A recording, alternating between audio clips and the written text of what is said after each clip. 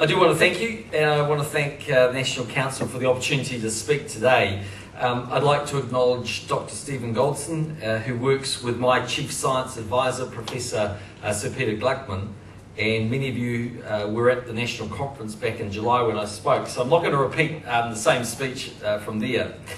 But I do want to revisit some of the themes and ideas I touched on, because they tell a story about where as a country we are going and where as a government we are going. And they'll explain how we want to work with you to lift the value of returns that you earn on the world stage. Today I'll talk about the opportunities and challenges New Zealand faces in agriculture. I'll update you on some of the work the government is doing to make the most of these, and I'll focus on some areas where I think that you as farmers and as an industry can contribute to improving our country's prospects. So let's start in the right place with the big picture. There are a number of things New Zealand has going for it in agriculture at the moment. We export high quality food and agricultural products, and we have an excellent reputation for food safety. Despite our small size, we have real international scale and expertise in two agricultural sectors: dairy products and sheep meats, where we lead world exports. We also have innovative producers in a number of niche areas such as merino wool. In fact, as a general rule, our farmers are extremely innovative. They are quick to adopt new technologies and improve how they work. Over the past 20 years, total agricultural productivity grew by 3.2%. It's almost 3 times the average rate in the rest of the economy. And in the next 20 years, world population is expected to grow by about 50%.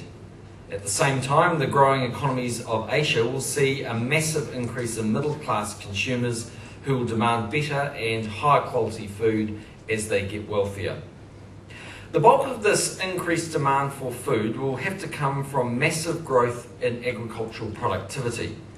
And yet there is already pressure on arable land in many parts of the world due to growing water shortages.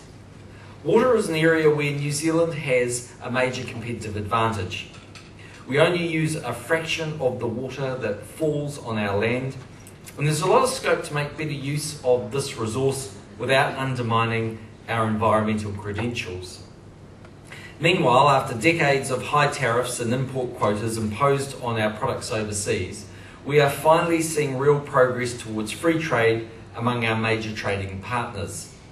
In the past few weeks, we've signed or reached high-quality free trade agreements with Malaysia, our 8th largest export market, the Gulf Cooperation Council, our 7th largest market, and Hong Kong, the gateway to China. Meanwhile, our FTA with the 10 nations of the ASEAN will start coming into effect as of 1 January. We have agreed with India to commence FTA negotiations once procedural matters have been resolved. And just last week in Singapore, President Barack Obama announced that the United States will formally engage with the Trans-Pacific Partnership.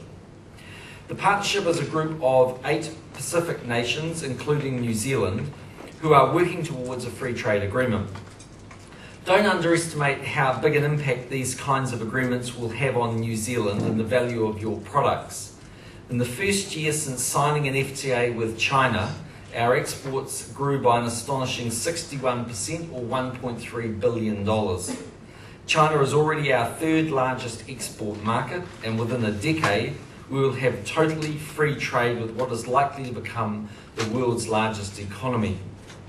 There is also a prospect of an FTA embracing the ASEAN, Japan, China, Korea, India, Australia and New Zealand, and with luck, the eventual completion of the WTO Doha round. This is a world that's very different from the one our agricultural exporters faced 20 or 30 years ago, and it's clear that you, as farmers, face some incredible opportunities in the years ahead. But we must also recognise that there are some real challenges to meet. New Zealand is only just starting to recover from one of the worst global recessions in 70 years. The government is facing potentially a decade of deficits and growing public debt. We are currently borrowing around about $250 million a week to maintain spending on public services that New Zealanders want. Meanwhile, unemployment continues to rise. Our productivity is low compared with other developed nations, and in recent years it's been growing more slowly than most other countries. Our agricultural sector also faces some operational challenges. It's important that the likes of Fonterra and our meat companies have capital structures in place which allow them to maximise our opportunities. Then there are challenges posed by your customers.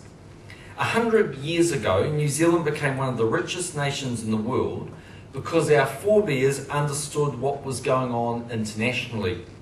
They knew their market, the world's most important country, Great Britain, and they understood what their customers wanted. They fashioned their supply chains to meet that. They made New Zealand a food basket for Britain. And along the way, they made something of themselves and this country. It's now our turn to understand what is going on internationally. We have the chance to be the food basket not just for Britain and Europe, but for the growing Asian middle class. But we face some complex challenges when it comes to understanding our customers of the 21st century. One example is halal. Last month when I was in Malaysia, I visited Fonterra's newest plant with Trade Minister Tim Grosser in Kuala Lumpur. It is a fully halal certified operation, and it feeds into Malaysia's vision to be a halal hub for food and ingredients. The global market for halal food and halal products is estimated to be around $2 trillion. This will continue to grow as the middle classes of Malaysia, Indonesia, and the Gulf states and other Islamic nations grow. New Zealand is already the world's largest exporter of halal dairy products and halal sheep meats, and probably the third or fourth largest exporter of halal beef. There are some sensitivities around halal certification